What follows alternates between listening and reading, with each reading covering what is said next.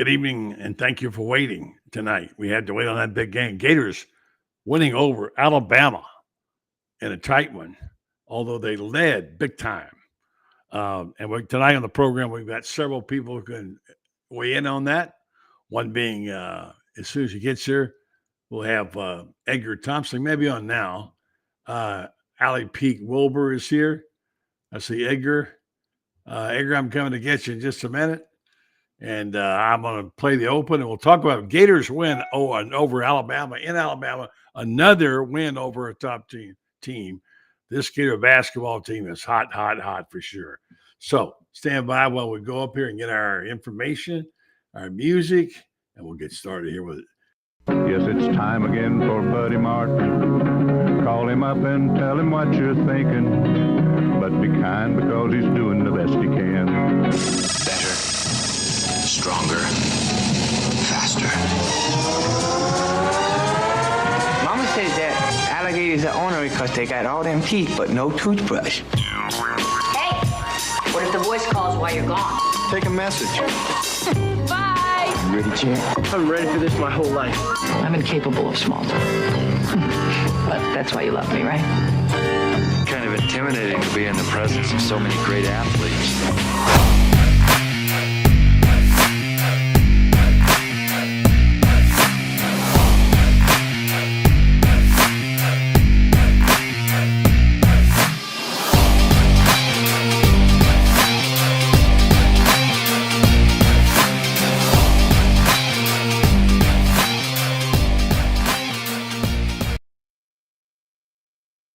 Hey, good evening. Dilly to you. How about that win? Gators upset. They won by, I believe, 5. I can't remember, but they were underdogs by 3.5. That was a good bet. I said earlier I would like to have that if I was a bettor, but I'm not, and neither is this guy. Good evening to you, Edgar. Thanks for holding on. We got a little tied up in the basketball game there, but good to see you again. Yeah, it's been a while, man. It has been a while. That was quite a game. It was kind of amazing. Yeah, it was worth the wait. I mean, you can talk about 2 or 3 players, but Walter Clayton had a good game and a bad game. He turned the ball over a lot. They seem to get somebody every night. Somebody else steps up. Terrific rebounding, offensive board. What stuck out to you, Edgar, in that game? Well, I mean, Alex Condon was phenomenal. Phenomenal. I mean, career high 27, led the rebounding effort along with Chignella. They had 21 combined. It was another double-double for Alex. They out-rebounded Alabama, buddy, 50-35. Okay. They had 22 fast break points to 10. I mean, Condon had several alley-oops. A lot of contributions, though. I mean, I thought Walter Clayton at one point, I'm thinking, Mark Sears, was out playing them pretty significantly. Yeah, I mean, Clayton really came on. Mm-hmm. Now, he finished with 22-30 for Sears, but some of that was garbage time for Sears. He had 8 assists and 1 turnover. I mean, and NBA scouts were flooding that place tonight. And he's, I hate to say this, but it could be bye-bye Alex Condon potentially. And Walter Clayton certainly impressed. So a lot of guys impressed, but those 2 stood out. I mean, Chignello's rebounding was terrific early on, and Houck was tough down the stretch. So just a good team, man. Tough-minded, deep, a lot of pieces. I mean, Will Richard was 0 of 5 from 3, so he didn't do much tonight, but he's coming off 30 and 25, so he'll wake up a game when they need him. This team's going to go deep in the NCAA tournament, barring a slip-up, unforeseen slip-up. And we could be in San Antonio with this group. It would not surprise me. It's kind of amazing. They just don't seem to get that respect that beating 2 top 10 teams like that. I mean, and as they've done, they dominated really the top teams in the SEC, which is obviously the deepest talent anywhere in the SEC. I'm not going to sound like a homer here, but they're just fine. They're on the bubble between a 1 and a 2. I don't think it's critical. They're going to get that double bye in the SEC, sets them up nicely for who knows where they'll go whether they'll go to Raleigh or go out to San Francisco. But I just want to say the amazing talent. You're talking about tough, physically tough. Elijah Martin, he took a blow to the head tonight. The other guy had to leave the game and then come back. And they're physically, they dive for basketballs on the floor. I just love the way this team plays, Edgar. Yeah, they moved into the number 1 seed probably tonight, but that can change with the SEC tournament. Okay. Or I do. I think Lenardi had them number 2, 6 overall. You win at Alabama, 2 top 10 wins. If you really look, now they're 6, 7, and 4 against quad ones now. Auburn is like ridiculous. Their record's insane against quad ones. I don't understand why But quad ones are more important than head-to-head, but they are, I guess, in that regard. Well, but what I was going to say is the only game Florida couldn't have won was the Tennessee game on the road, right? Yeah. They're losing by 26 at Georgia and almost won the game. Missouri, they just were stale from the start and almost won that game. Came back, wasn't their night. And Kentucky, score 100 at Kentucky and lose. So they've lost like one game where it was one-sided. So this team has had an incredible year. Really incredible. And by the way, we're going to talk football tonight, Edgar, because we have you two on, but we can't stop talking about this basketball team, Allie. You know? I mean, they are incredibly talented. Unfortunately, I didn't get to watch tonight. I was wrangling children, but they beat Alabama. Pretty exciting. I'm really, really excited to see what this team does in the tournament. Buddy, I heard you mention before you brought me on that, they're not getting the respect that they deserve. I kind of love when that happens to Florida teams. It's good for them. Yeah, they kind of use that as fuel. Saban would call it rat poison. I think that's okay. I think we're in a great position. Yeah, it's just I've said this numerous times. It sounds homer, but I just love watching this team play. Their work ethic is tremendous. They play for each other. They don't whine and complain about some bad calls, and there were some tonight you could have complained about. Yeah. When one guy's not playing them well, somebody steps up. And Todd Golden's done it. They're like that 05-06 basketball team. Like that. That's kind of what they remind me of. I mean, we know how that turned out. So yeah, Edgar, you think the 05 of 04s and 5s were better than this team or not? Probably just because Noah and Horford. I mean, that's tough sledding down there. But these guards are phenomenal. I don't know. I mean, and it was a different era, really. I mean, that's 20 years ago almost. Basketball has changed. This team is for the camaraderie that they have, the brotherhood that they have. This is a team that plays for each other, which I think in this, age of sports is somewhat rare.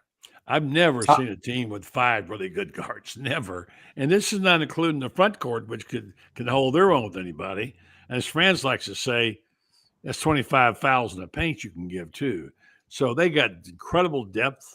And they just look how they play. I mean, it's a fun team to watch, and it would be criminal for them to go out early, wouldn't it? I think they're getting to the second weekend. I mean, barring a complete fiasco, and really the Elite Eight, anything short of that would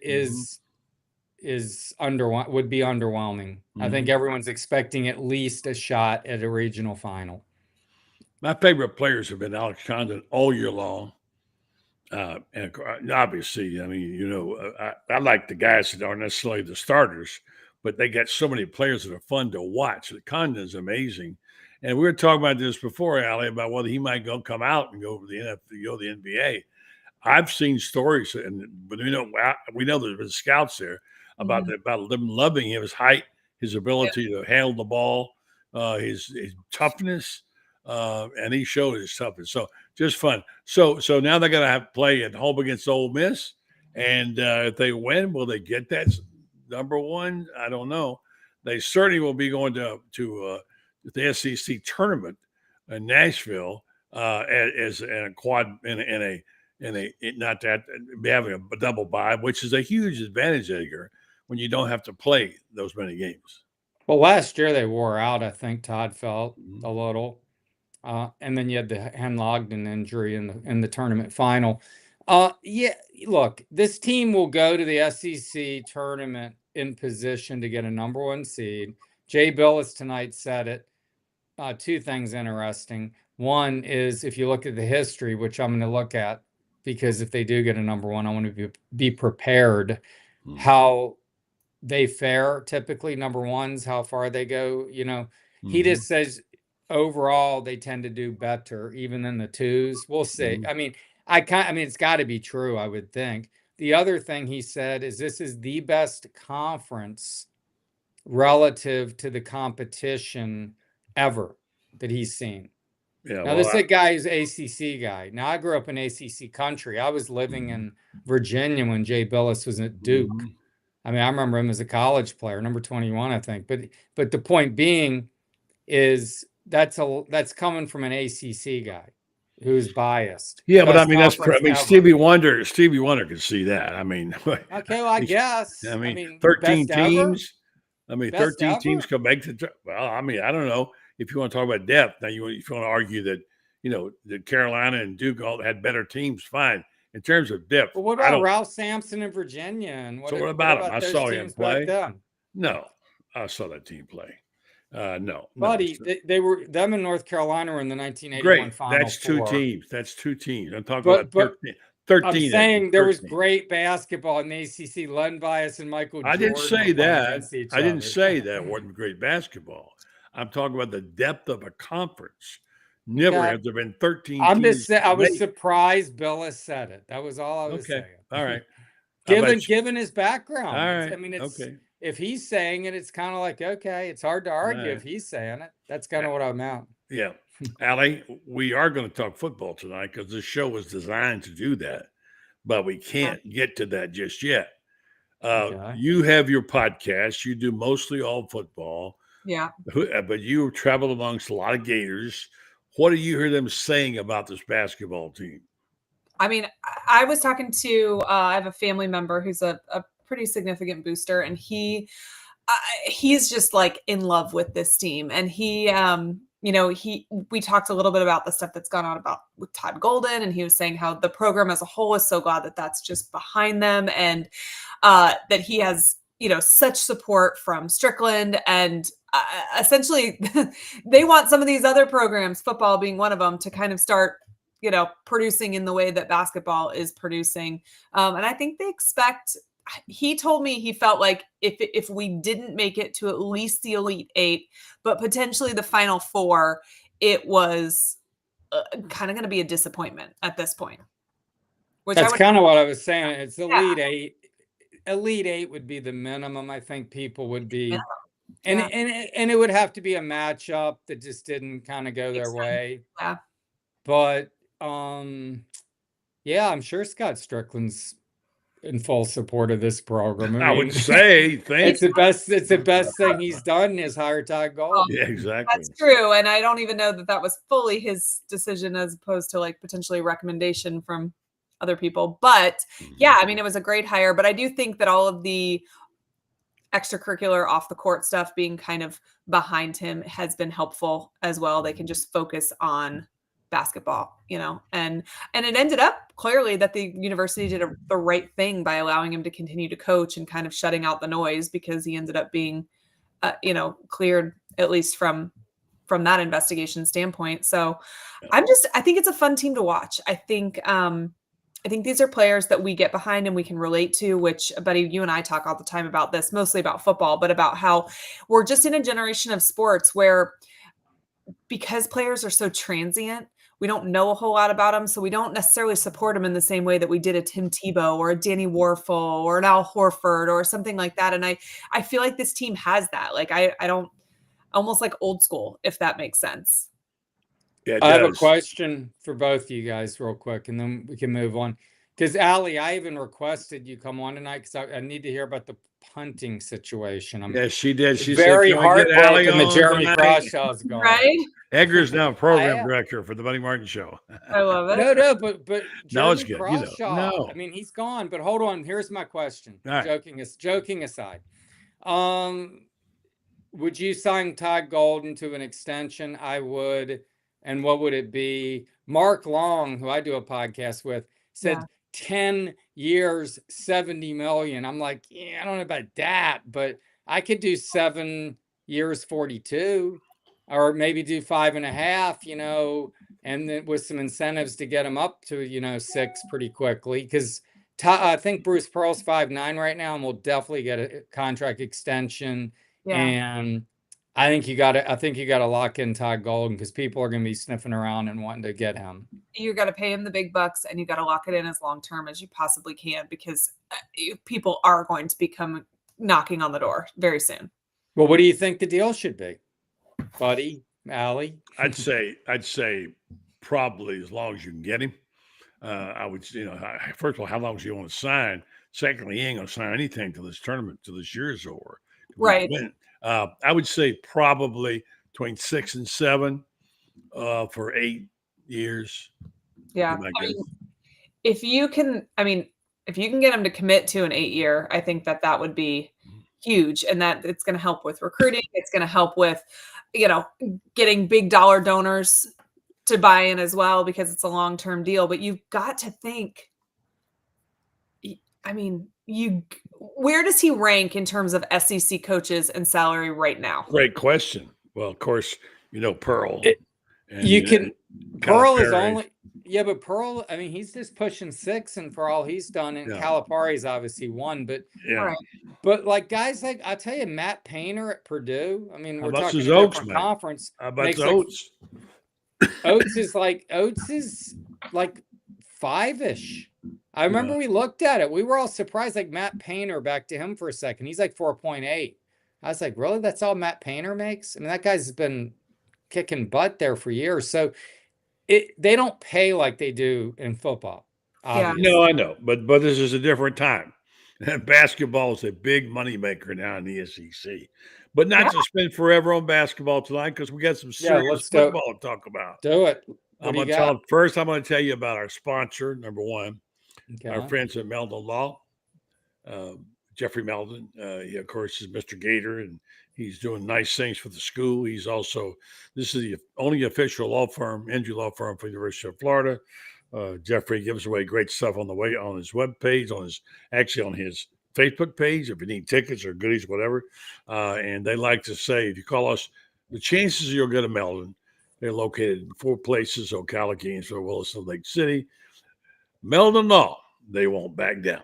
Football starts tomorrow, guys. I couldn't remember. I was thinking I had to text Edgar to be sure. I thought it started tomorrow. But, it's tomorrow.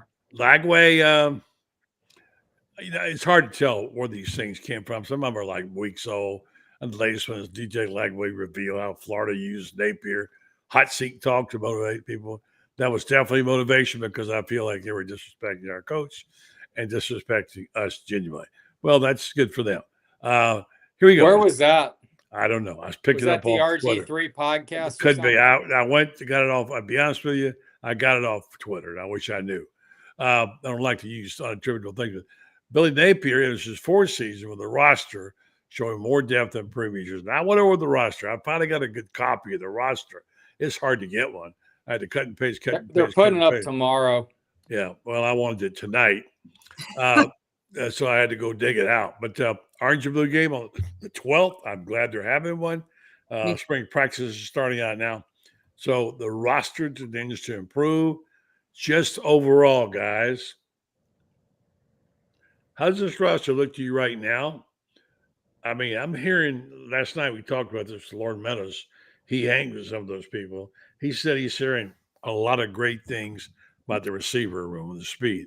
Edgar, do you? Well, let's let ladies first. Well, before I answer that, I like itching to answer the basketball salary thing. So I just looked up top 25 head coach. Right. Oh, there you go. Tom Izzo sitting at 6.1. He's in 3rd. Calipari and Bill Self. Calipari's making $8.5 million. Bill Self is making $9.6 million. If I am Florida, I think you got to go at least 6. I don't think you necessarily have to go to the 8.5 or the 9.6, but he's not on the top 25 paid list. That would put him at 3 if they went 6.2, right? So Bruce Pearl's sitting at 5'7", according to what I Yeah, he has a bonus. He's going to get a raise too. Get his extension. Get ready to I get think his extension. 6 is a nice number. I think 6 in there. Like, I understand why there's, kind of going to be a gap after 1 and 2, but I think you got to go 6. But all right, so now we can talk football. But I had to All right. get off my chest there. I do think the wide receiver room is going to be really interesting. I don't know the last time we had 2 5-star wide receivers. Freshman guys coming in. We would have to do some research to see that. But Dallas Wilson, Vernell Brown III, I'm gonna be interested to see how they develop right off the bat. I am a huge Billy Gonzalez fan. I think that all he does is quietly put guys in the NFL. I don't ever understand. I feel like once a year Twitter goes nuts saying we should get a new wide receivers coach. And I literally can never wrap my head around that, because I think he just quietly does an incredible job developing talent. And we've gotten talent in. I want to see who's that number 2 guy though. Wilson will be the obvious number 1 wide receiver. I want to see who steps up after that. The good news for that wide receiver room is that the running back room is so incredibly talented that I think that's going to end up opening up the passing game. And the offensive line is actually going to be a strength for Florida this year, as opposed to, I don't know, maybe the last 15 years where it's been a weakness. Yeah. So I am really excited to watch. There's a lot of areas, honestly, that I'm so excited to watch, but that wide receiver room is incredibly talented. It's just green. So it'll be interesting to see who kind of emerges. Yeah, not even talking about some of the obvious ones, but look at this. I got the list here. Eugene Wilson, Tank Hawkins. Here's a guy that's been underused. Aiden Mizell, I love him. Khalil Jackson. Toby Michael Sturdivant. Yep. That's the guy you want to see, right? Dallas Wilson. I think he's very intriguing. J. Michael Sturdivant. Yeah. Could be the next. I don't know if he's going to be in the. I mean, Pearsall.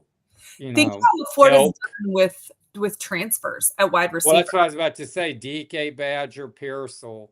Is he the next one? I actually wrote an article today with like 5 things to watch, and that was one of them. Is he going to be the next elite transfer receiver? But the guy that I'm hearing about that's blowing people's minds is Dallas Wilson. Yeah. He apparently is really standing out. He's got incredible physical, measurables, 6'3", whatever, 200-ish, but he runs great routes. He's going to impact. Now, I think Vernell Brown, very versatile guy, is going to return punts potentially, maybe, too. And then obviously Trey Wilson is kind of, I think when you said Wilson will be number 1, you meant him, of course. Yeah. And he's as long as he's healthy. Yeah, you got to think that. And I'm not saying he's been overshadowed by this, and he probably won't ultimately be. But it's funny because we're talking about at least 2, if not 3 guys before him in some ways. So they got a lot of options, and then you get the running back room. And what does Hayden Hansen develop into? I got a guy who's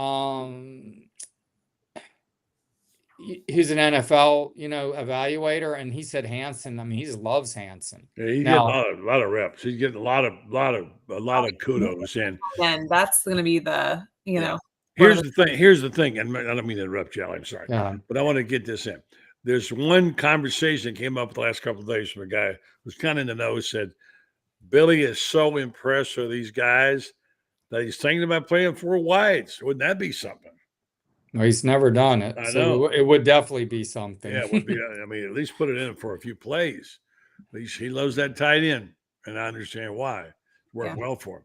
All right, so we're good with the offensive line. We're good with certainly with the anything else you want to say about the wide receivers, Edgar? Well, no, but the DJ, back to the line Allie alluded to yesterday, called it the best in the country on that RG3 pod. I saw that.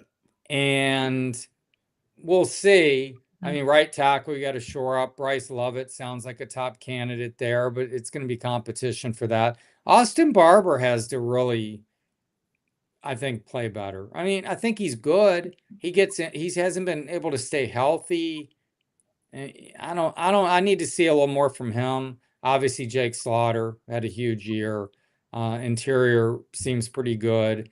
And Jaden Baugh is going to just get better. And the foot, Jacoby Jackson, I love. And you got, Katie Daniels, you got to think's going to, and you got these other Katie Daniels, Valtez Clark, coming from Tampa. There's a lot of options on this offense, man. Yeah. And that's why I'm sure you've beaten this topic to death. And Allie, I'm sure, has done it too. Is like, why are there not fresh ideas coming into that room from a coaching perspective? Steve Spurrier Jr. is an analyst, and I mean, maybe he'll bring some ideas, but really to have someone who's really bringing fresh ideas and enhancing this passing scheme to the point where DJ Lagway can be maximized. I just don't know what that was about, why this didn't happen. I mean, it's his decision, right? He made it. It is what it is. At this point, we're kind of beating a dead horse. But I agree with you. When I look at this offense, the first thing that comes to mind is, man, I hope we don't mess up the play calling for this amount of talent. And I mean, truly, like that's, and I hope that that's not the case, right? I hope that we've learned some things. We've said for years, like, wait until Billy has all of his guys in. This roster is like 95% his. There is nobody left that we can blame and say, like, well, Mullen left the covered bear or this or that. This is Napier's team. So this is his year to prove to us he's got the play calling chops as well, right? Like you could fall back on well, it'll work when I have my guys. Well, it'll work. We're here. We're here. You have your guys. Can you do it? And I think back to games like Tennessee last year, where I feel like if a few things are called differently, and we win that game. And I just don't want to be in that easily this year, and Buddy, you mentioned that Billy's so excited about X, Y, and Z. I think the one thing I've learned the last year is that I'm not going to listen to a single thing that I hear about how good we are in a spring press conference or in a summer press conference. And I'm not going to listen to anything a booster texts me that says, oh my gosh, I was so impressed with blah, blah, blah. When former players go out to practice and they tell us what they see, I'll believe that. When you journalists that have been covering this for 20 years go out there and you say, this is really impressive relative to what I've seen all these years, I'll listen to that. But I don't want to hear any hype from anybody who has stake in this team being successful. I just want to watch it with my own eyes. Yeah, let it be organic. Yeah. Yeah. So let's. I want to bring another guy. Well, one sec, buddy. My issue with it is that the passing offense hasn't rated higher than 5th and is in the conference in 7 seasons. And that included championship teams at Louisiana.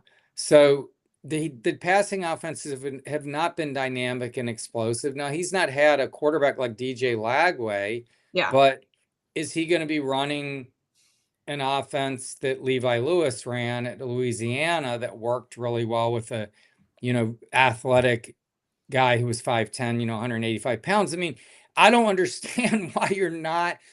You talk to people about the routes and how they're easy to prepare for. They're not like, you're not capitalizing on the entire route tree. The spacing isn't great. I don't know, man. The second week, David Pollock of Billy, and I still can't figure out why David Pollock got laid off at ESPN. I thought that guy knew his stuff. He's like, the route concepts aren't good right away. Have they changed? Probably a little. I'm sure. And I'm sure he didn't have no whole arsenal, because AR probably didn't pick up the stuff like DJ can. DJ's very astute and for a young guy, but an AR was very inexperienced, and I think it's taking him time still. But I don't know, man. I mean, we're going to see this year, like you say, it's all going to play itself out. It'll be fun. I want to tell you about Titan MRI, if I can real fast. Titan MRI. Please. And imaging. Now Titan MRI imaging. Acquired Highfield MRI. Joe Coloria started Highfield in 1997. Now he's back. Titan MRI imaging now has 3 locations. 2 in Gainesville with its Park Avenue location. Now Millennium Center. 1 in Lake City, serving Columbia County.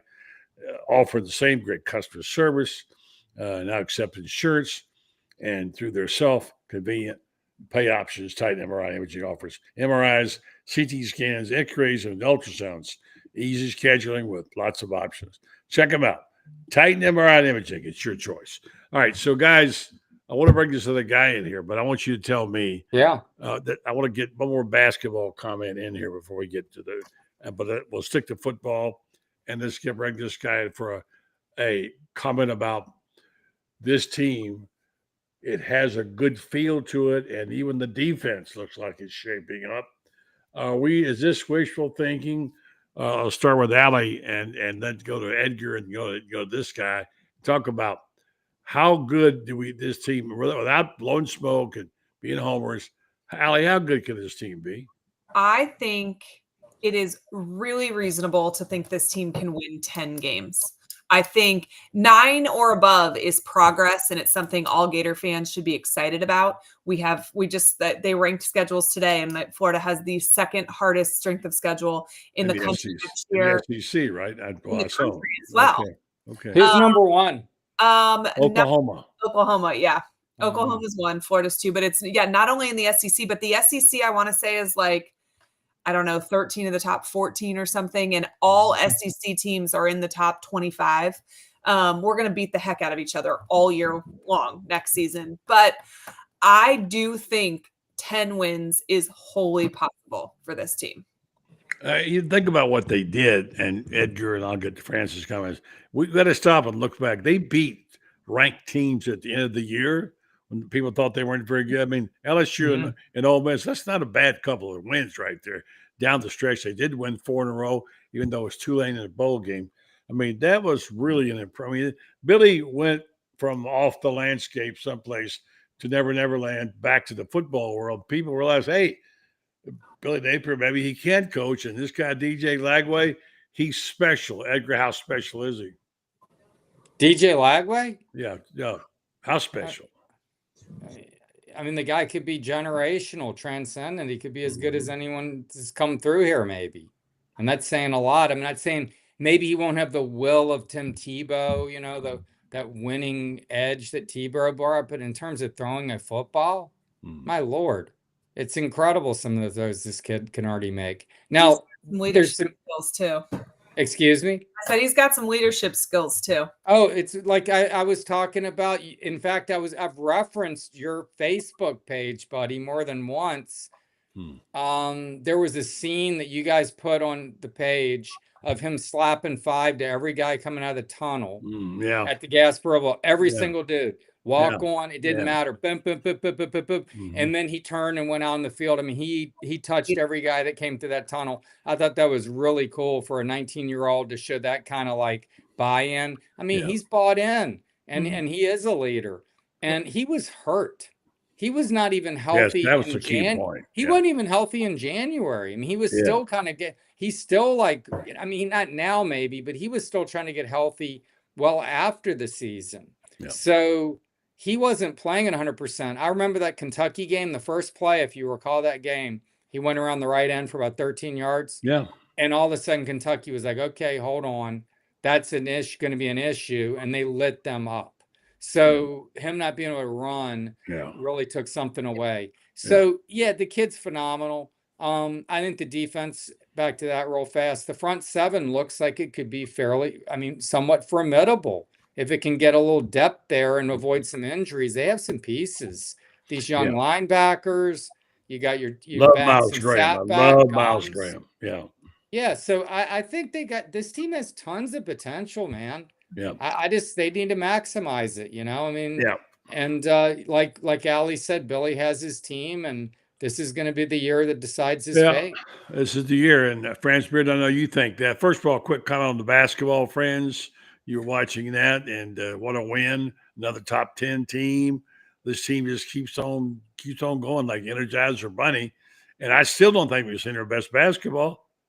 Well, Florida obviously has the 2 best road wins in the SEC this year, having won at Auburn and now at Alabama. I guess you could say Florida's the state champ of Alabama, but of the state of Alabama. But Micah Handlockton, I got to tell you something, buddy. It's what I said a month ago. If he comes back, before he came back, I said if he comes back, he'll be the missing ingredient. And he is, because he comes in there, and even though he only played like about 10 or 12 minutes tonight, he's a wall defensively. And when he's in there, the defense doesn't lose anything. And they can play with anybody because of that. Florida had 50 rebounds tonight. I mean, Alabama was supposed to be the #1 rebounding team in the country, and they got absolutely destroyed on the boards tonight. This team's got 5 guys that can play inside, 5 guys that can play outside. And I don't know that they're, I know, buddy, you don't like 10-man rotation. Not that I don't like him. I just don't think you can play 10 all the time. And you can, and he played them, and he's going to, because he's got so many options he can give. And at the end of the game, he had a well-rested ball club. No doubt about it. Alabama was tired too. Yeah. So, friends, real quick on that. Now they're likely to beat Ole Miss and be what? Get to the tournament, double bye. Still got a shot at number one seed. Well, they got a shot at a #1 seed. They just clinched #2 at the SEC tournament tonight. So if it's going to be Tennessee and Alabama for 3 and 4, I guess. Although Missouri now they're getting beat tonight by Oklahoma, and if that holds up, then it'll be Alabama and Tennessee will be the other 2 teams that get the double bye. Yeah. But let me get a quick football comment from you and keep this thing rolling. We were talking here about weighing in on the talent level, the offensive line being, like Edgar said, one of the big strengths of this team. We know about the running backs, obviously, and we were talking about the wide receiver room, which we all like a lot. Yeah. We're hearing good things about them. You can go through there. They got guys that can play. They can put 6, 7 guys on the field and play. Give me a quick 30-second evaluation of the wide receiver room. Wide receiver room, I think, is going to – I don't think they'll start the year. I think the magazines will have Florida like the 5th or 6th best wide receivers in the league, but I really believe they'll be something like the #2 or #3 guys, simply because I don't think there's going to be a team in the league that's got more flyers than the Gators. The Gators can are going to be able to stretch the field. The Michael Sturdivant pickup was humongous. And here's another guy that he talked to Ricky Pearsall, and he talked to Elijah Badger, and they said, you want to make it, you want to be a #1 draft pick, you want to get the NFL after you, go work for Billy Gonzalez, and that's what he's going to do. He's going to be a stud. But they got guys that can fly. This team's going to be really, really sound. Yeah, Allie, you mentioned Billy, and I don't know why he didn't get more attention. He gets a lot of criticism. Yeah. He seems like he gets his players ready for the league as well. He does. If you stay with Billy long enough, you'll learn to play the game. Yeah. I think this young class he's got here can really benefit from the wisdom of Billy Gonzalez. What do you think? I mean, I think he just puts people in the league quietly, right? He's not flashy. He's not somebody that's going to be in the news. He has quietly done an excellent job basically everywhere he's gone for a very long time. And I hate the knock on him that he's not a good recruiter. I saw somebody in the comments say that, on Twitter, they say he's not a good recruiter, but he's a good talent developer. But think about the guys. Think about his stops at Florida, LSU, back to Florida. The amount of talent that was recruited at that position during that time, he doesn't get any credit for that. How do other position coaches get credit for the talent that comes in at their position if we're not going to give Billy Gonzalez credit? It doesn't make a whole lot of sense to me. I just think he's not flashy. And so people don't think about it as, oh, look at this huge recruiter. He recruits talent. He identifies talent, and then he develops talent and sends them to the NFL. Edgar? Well, I didn't know anybody was repping the guy. Oh, just fans. Yes. I mean, I've always been a fan. Every year. He clearly develops people. I remember when he was working with Van Jefferson one day, just watching them working together. and just like doing this cone drill or something. And it was like, he was relentless with the guy. And look at what Van Jefferson was able to do. So I don't know, man. I think the guy's terrific. I've known the guy 20 years now, at least. I mean, he came here in 05 with Urban. Yeah, think about the talent when he was here with Urban. I mean, think about the wide receiver talent. What Florida? Percy Harvin's the best player in the history of the program for my money. So, well, if he had anything to do with that, then he should. You know, I mean, and even the talent at LSU when he was there coaching wide receivers was incredible. Like he just develops talent. I never have to worry about us having talented wide receivers when he is our coach. Well, you know, the word is that Percy Harvin punched Billy Gonzalez. Franz, you heard his story. I've checked it out with several people who said it's true. And Urban wouldn't stand up for him. And that's why Billy left. I guess Billy's wife got really angry about it. Yeah, that story's been out there. Well, no, I mean, I've heard it. Had his struggles. Yeah. But nonetheless, he was a great player. All right. So is Florida at the point right now where they're starting to start getting some of these 5 stars coming to them? Because I think this is what Lagway's done. He's been a magnet. He's been a phenomenal recruiter himself. His integrity, the way he plays the game.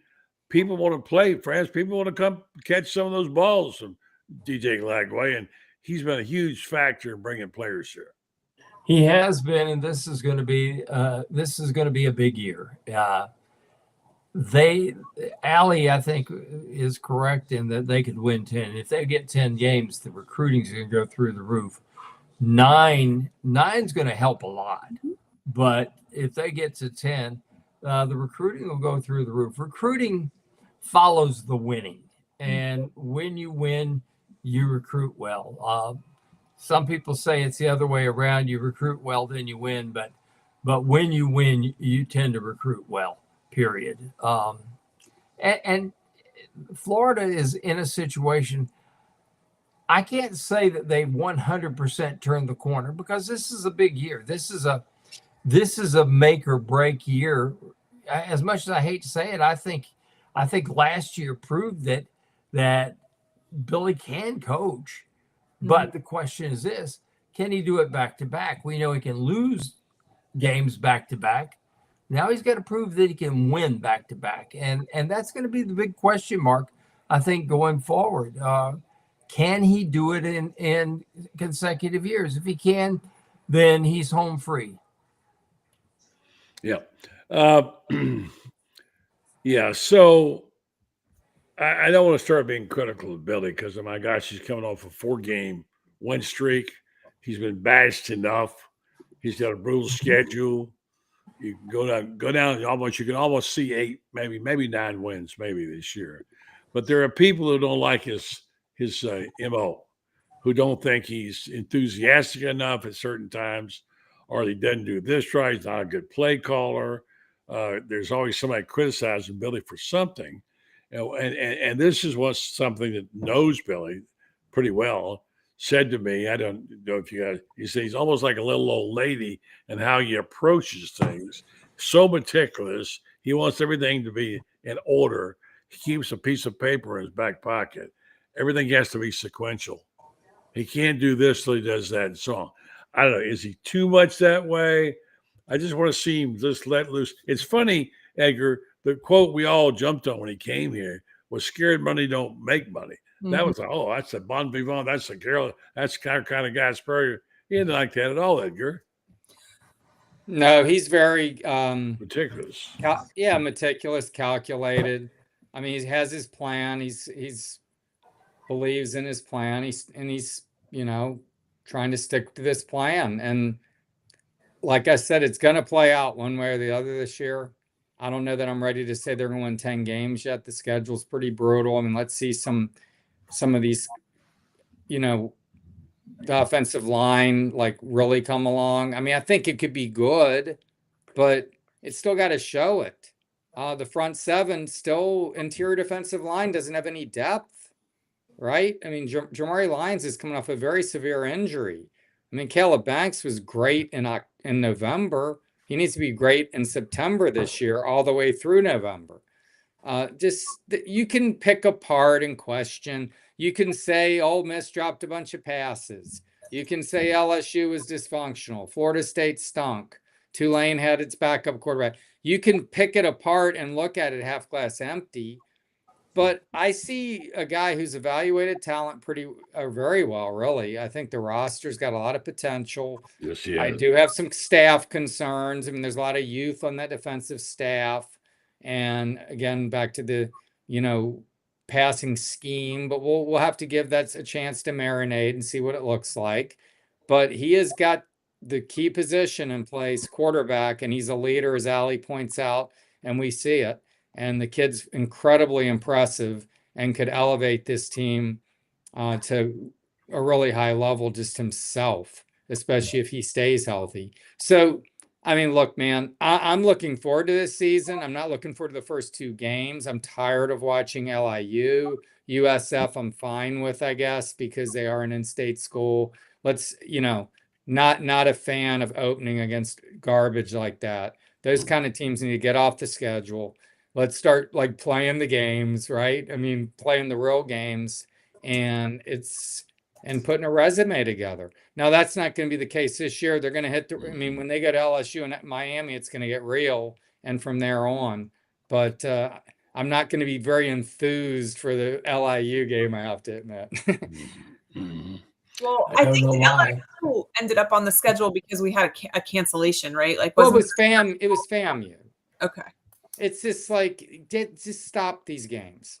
I mean, I'm done with it. It's easy for me to say I don't play it. If you're getting 2 buys, you play the schedule.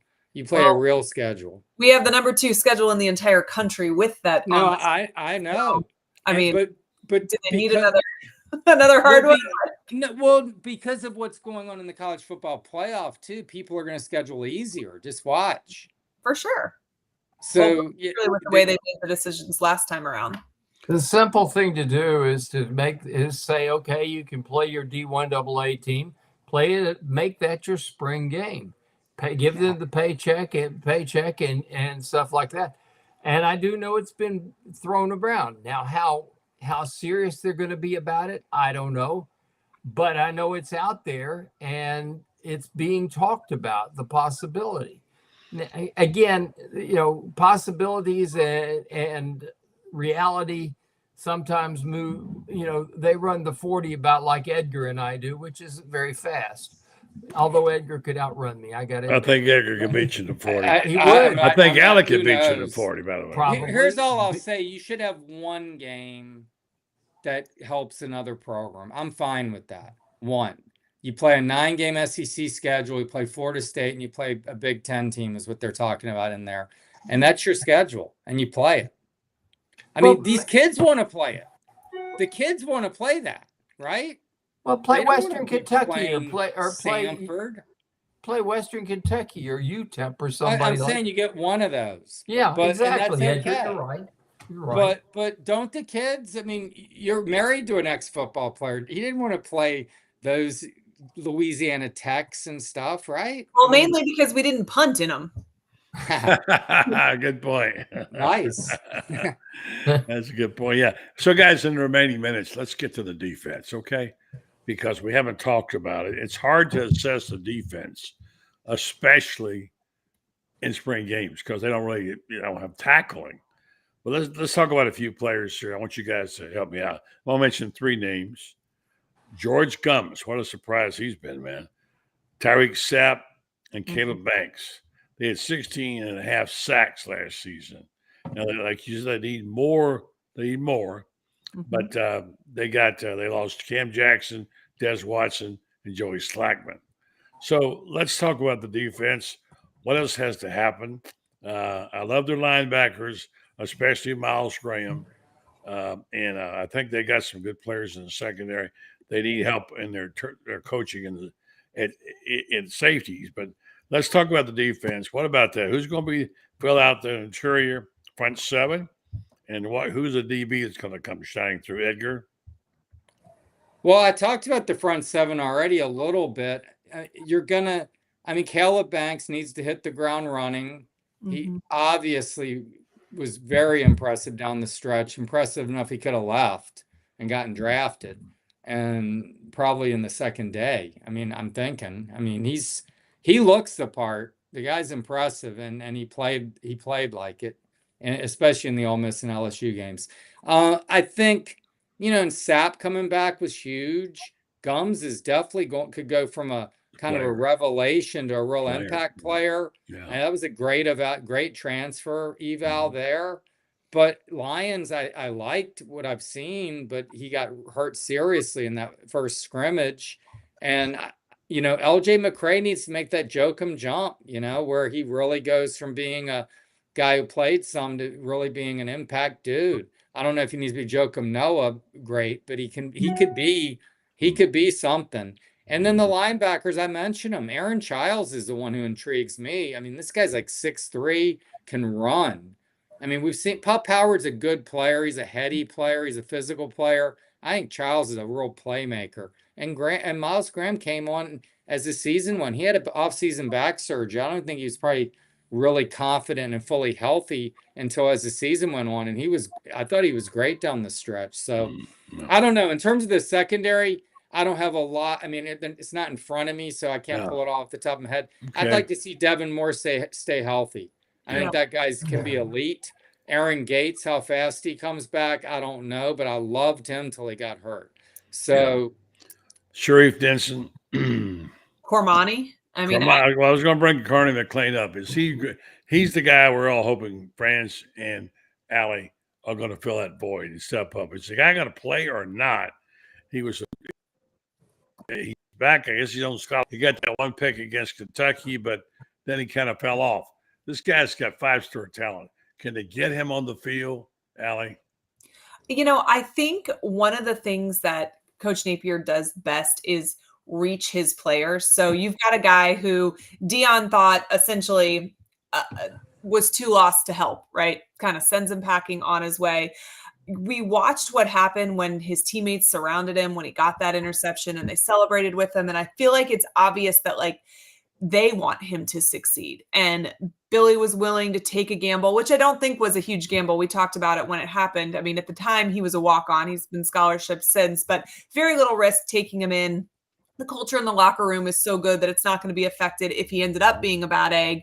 But there's a great chance that the good culture in the locker room could really be transformative for him. And I mean, so far, I think that that's what's happened. Now, will we see his 5-star talent on the field? I hope so. I think that it's trending in that direction. He's somebody we're going to need to step up. I really think the quarterback room in general is a room that I'm really interested in watching. I think replacing Jason Marshall Jr. is a tall task, right? I mean, this is a guy with big shoes to fill. There is talent there. Dijon Johnson is somebody I'm interested in seeing. We mentioned Cormani McClain. We're going to need some more reliability there. Well, for sure, somebody's going to get hurt, and someone I would have mentioned is going to step up and be discovered. That's for sure. Are we good, friends? Are we good with the coaching staff now, with the secondary and the linebackers? Are we okay there? I think so.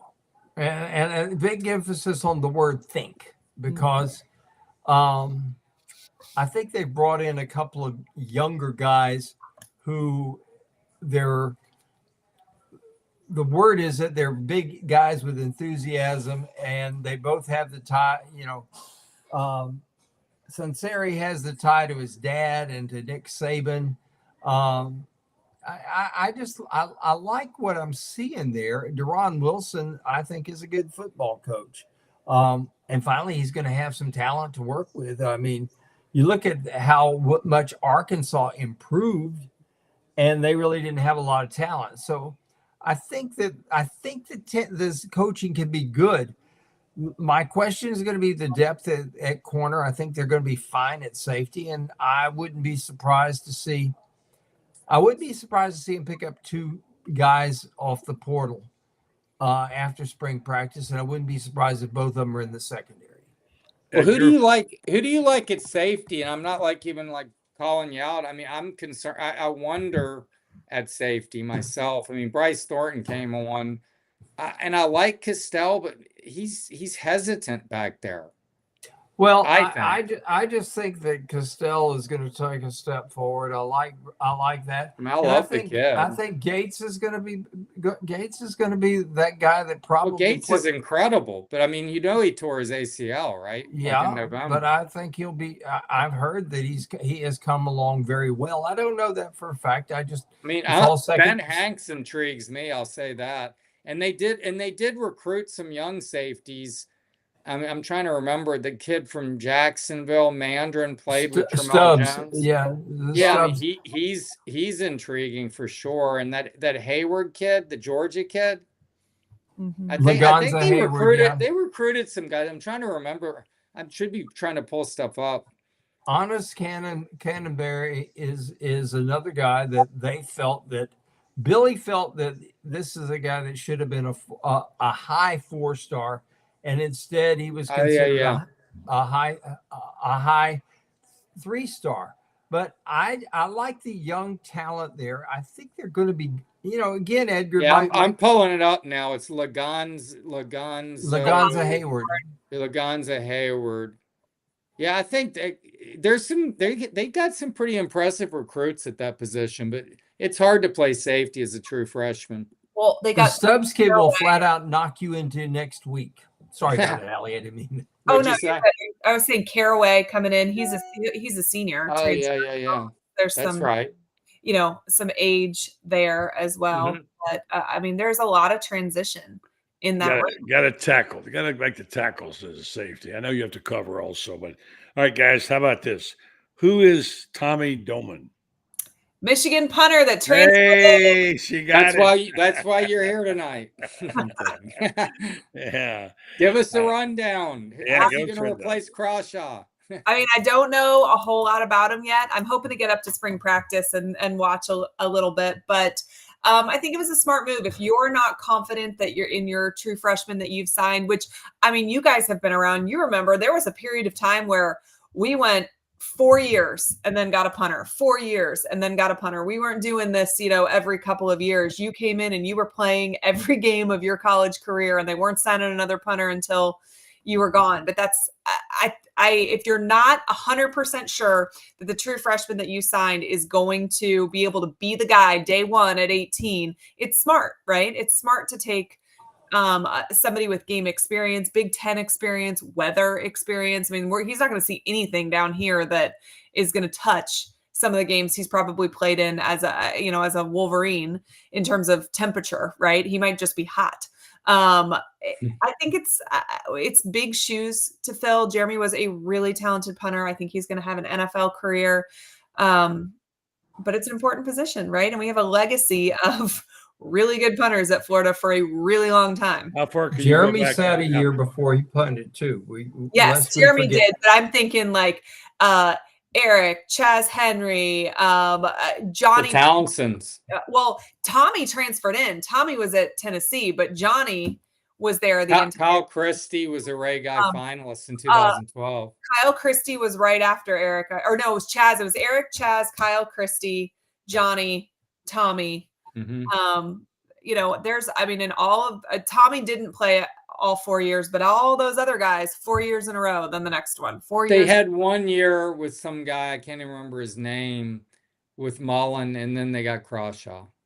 So David Lerner played some. He was also on Urban's team that year, and then somebody else did as well. But I'm talking about like 19. Who was it? It might have been David Lerner. He played. Now I got to Google. Hold on a second here. Florida had Tommy Townsend, Jacob Finn under Mullen, Tommy Townsend, then Jacob Finn. I don't remember that name was the punter in 2020, and Crawshaw. Okay, well, Crawshaw was the backup. Jacob Finn punted 26 times that year. Okay. I do not in any way remember that name. I must have been. There was another guy, but fog. David Lerner was number 40. He punted some for Florida. Let's see here. He appeared in 6 games in 2011 for the Gators. I'm going like much more recent. Much more recently. Well, in general, we have a really strong, for sure, really good punters that have longevity at UF, and it's big shoes to fill. But I like the move. I like the attention and commitment to special teams here, right? Like this is my biggest soapbox since Napier. Well, maybe not my biggest, play calling's been up there, but one of my biggest soapboxes has been special teams matter. This is a third of the game, and you need to treat it like Urban treated it, like Ron Zook treated it. Like, I just, special teams count, particularly if you're a team that's going to play in close games. It's going to win or lose you ball games, depending on if you take it seriously or not. Here's the thing I'll tell you about Mr. Dolan. Forget last year when they had bad special teams and he still had a good year. When they won the national championship, Mr. Dolan's punts were only returned for a grand total of 73 yards the whole year.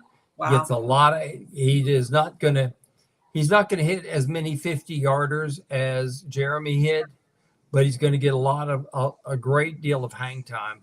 Yeah.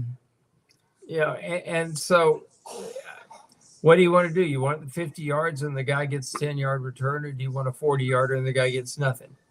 Yeah. I mean, 6 here, half dozen there. I personally, give me the hang time and get my guys down there, particularly with some of the speed that Florida has on their roster right now. And let Wilbur flip the ball so we can do an end around. All right, you guys are great, but we got to cut it off at some point.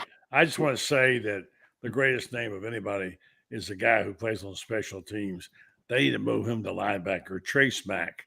I mean, he needs to be a linebacker, man. Well, he smacks the football. I know. Yeah. But all right, so all right, guys. Yeah, he's good. I was going to bring him up. He's good to get back. I mean, he was very clutch. That LSU game, remember he hit that big one to make it 13-10. That was a critical kick. He missed the one at Texas to kind of when they needed some momentum, and then he played really well after that.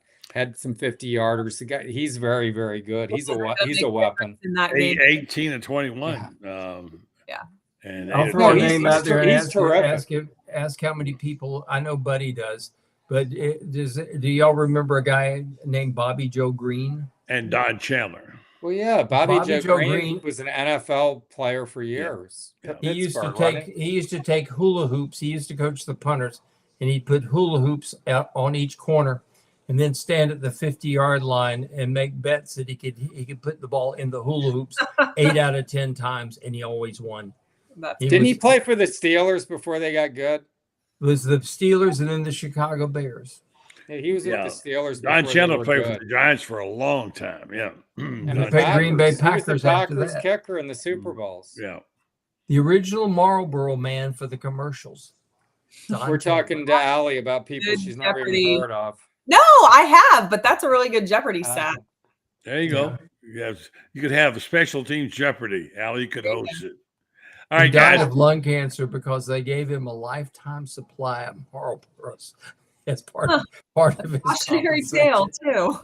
And he died of lung cancer. But the Giants and the Packers played 10 years in the NFL, and I think he was in the NFL championship game 8 out of 10 years. All right, guys, great job. Good. Any final thoughts? I'll give you all your final 60 seconds for closing arguments and thoughts.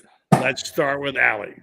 Well, you mentioned that Billy got, his tagline became "The scared money don't make money." And now looking back at that clip, I think about when I was a teenager or something and we'd teach my grandmother something in Spanish that she didn't know what it meant, but we'd have her say it in video or doing it. That's kind of what I think this ended up being, is that someone just randomly taught him a rap line. But I think this is going to be a really good season for the Gators. I think the things that Billy Napier does incredibly well are evaluate talent, locker room buy-in. The fact that team didn't quit after the first half of the season last year when, we essentially put a for sale sign in Billy's yard, I think speaks volumes about what he's like inside that locker room.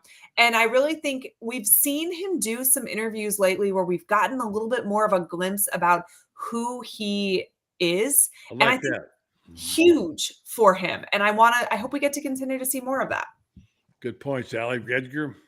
What she said was pretty good. Yeah. All right. No, look, I'm excited about this basketball team, man. Yeah, why not? Spring football, it's sacrilege. I get it. I don't really care. It's fine. It's necessary. I'll I'll put some eyes on some guys. I'm looking forward to it. It's you know, you don't want anyone to get hurt. DJ needs to continue to make steps and get the chemistry and timing going with these receivers. That's fine. I'm excited for what's coming up in March. We're in March. It's the greatest event in sports, you could argue. I think it delivers every year. And Florida's going to be a big part of it this year for the first time in a long time, really since 14. I mean, the 17 team was a surprise.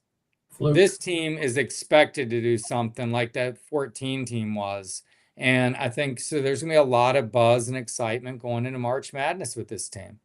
How about this is the condition of football in Florida? The number one reporter of football can't wait to see the spring basketball. I get it. Oh, come on. I'm only kidding you, Edgar. Don't get sensitive. Hey, I think of him as Mr. NASCAR these days. Edgar. Yeah, Daytona was good. I know. I'm at Bay Hill right now. I got well, give me a little Bay Hill. I got to get a little Bay Hill in there because I knew Arnie a little bit. And I had a chance to be in his company a few times, primarily because my college roommate was a golf course architect at sea.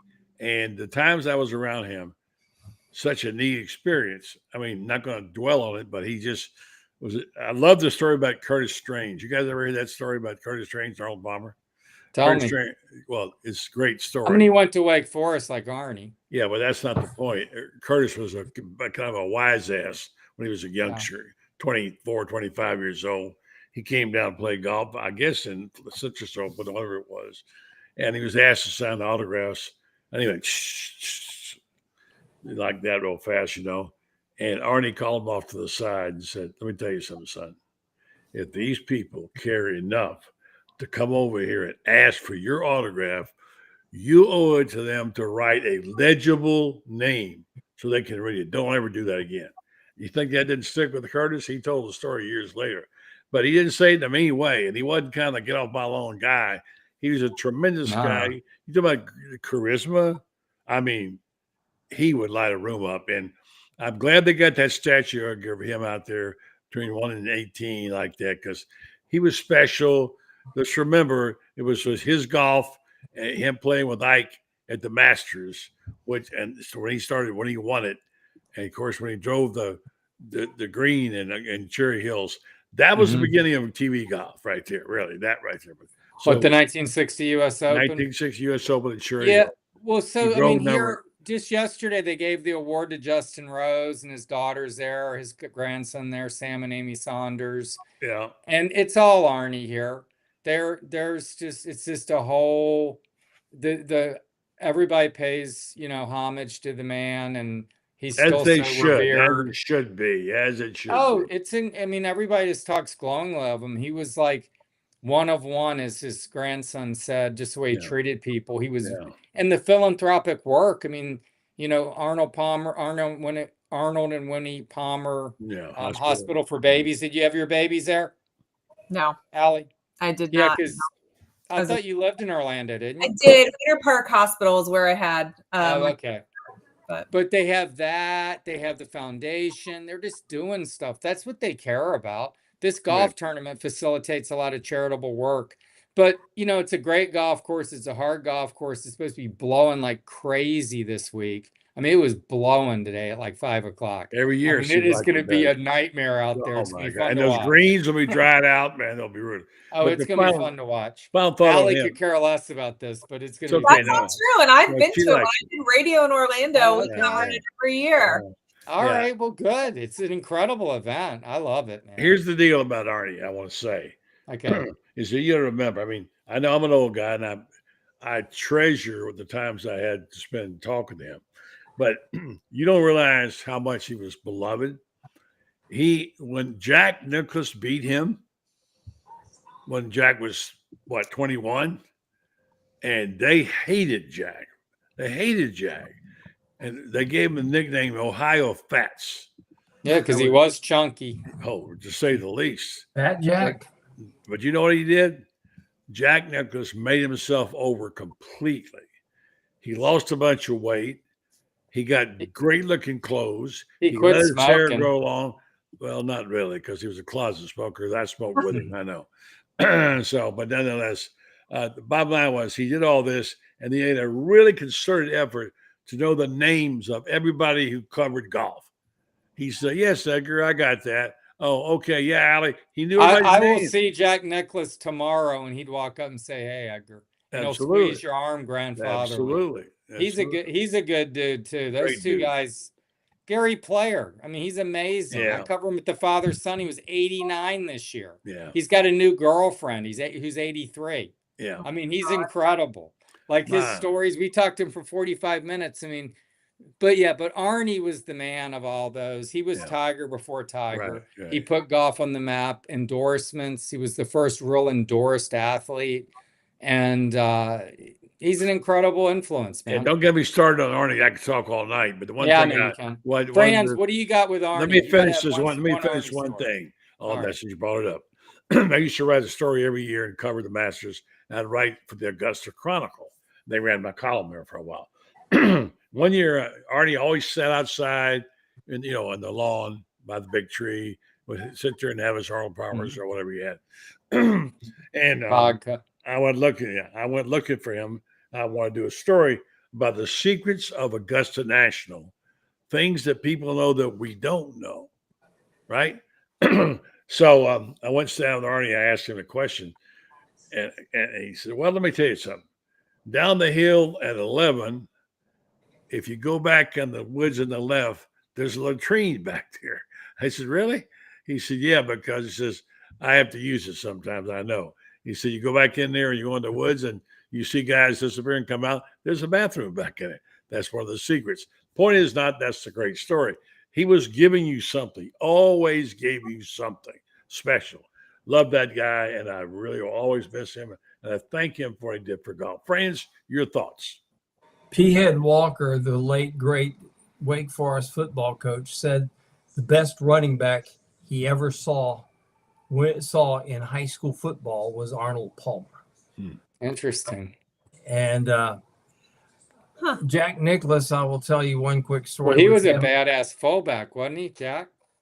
Jack was a middle linebacker. And was he? Okay. Yeah, but he played both ways in those days. Catcher in baseball. I threw a club head on my 7-iron, and I was using Nicklaus clubs, and this goes back to like 1999, 2000, somewhere around there. And I was using Nicklaus clubs, and I was in West Palm Beach. So I called Nicklaus Golf and told him about it. Next thing I know, I'm on the phone with Jack Nicklaus, and he says, "Bring all your clubs in and leave them with me for 2 days." And I did. They gave me new heads and new shafts and new grips on. I get a brand new set of clubs. All because of that. And I needed them because I was that bad of a golfer. But we all are. But it's still a great game. But Jack Nicklaus became who he was because Arnold Palmer, for one thing, introduced him to Mark McCormack, because Arnold saw something into him and said, "Let's take this guy on." And Mark McCormack was against it, and Arnold talked him into it. And look what happened with those three guys. My gosh, they transformed the business into sports. They really did. As much as I love Arnold Palmer, my all-time favorite athlete to cover was Jack Nicklaus. Yeah. Without a doubt. All right, guys. Great discussion. We should Thank start you. earlier. Thank you. Great. Thank you, Edgar. Thank you, Allie. Thank you, friends. Thank you for being people on. got their money's worth tonight. They did. I tell you what a big win for the Gators. All right, guys. Thank you so much. Good night, guys. Nice seeing you guys. Good night. All right, good night. See ya. All right. Thank you, folks, for hanging with us on that. Great to have these people on at night. They're very knowledgeable, and they bring a lot to the table. So, again, Gators win tonight in Tuscaloosa. Huge second win over a top 10 team this season. Phenomenal way they were playing. Just so much fun to watch this team play basketball. We're all enjoying it, right? You heard Edgar Thomson said, I can't wait till the tournament starts. He's more excited about the basketball team than the football team, which he covers. But that's good. It's fun. When it's fun, everybody wants to be a part of it, right? And certainly this team is fun, nothing else. And great to see them play. They play hard, They just do it right. So I want to be sure and tell you folks about my friends at Star Medical Research. We're going to see if we can find it here. Here and tell you about who they are, what they mean. Superior Medical Service. They are great people to know in the neighborhood, in the community, because they do so many things for the community. And among the things they do is they look after our health. Star Medical Research, located in downtown Ocala, great steward of downtown. My friends, Mary Brantley and her partner, Joe Sorrentino, do this. They founded this company. And they do great work, and they want you to look into their clinical trials. And if you need to go something, I mean, this is a great opportunity. You can get paid for this, but they do these clinical trials. They've done over 800 of them over the years, where they get data and they send it off to the companies to learn more about our health in the North Central Florida area. And they do a great job. Check it out, whether it's measles, mumps. Okay, go to WinStar.net and check it out. And I would really appreciate if you consider the possibility of doing it for a clinical trial for me, for you, and for WinStar Medical Research, seeking tomorrow's answers to the health questions of today. Folks, it's been a great night. It's been a fun week. It's been a great, if you're a Gator fan, it's been fun. And Edgar's right. It is going to be a great time this spring. This team is going to make a mark. They're going to do it right. And I suspect we'll see them along the way quite a few weeks to come. Boy, it's fun, isn't it? Fun when you win, especially fun when you have a team like this. And Todd Golden has taught them how to play the game, and they're all enjoying it. Have a great night, folks.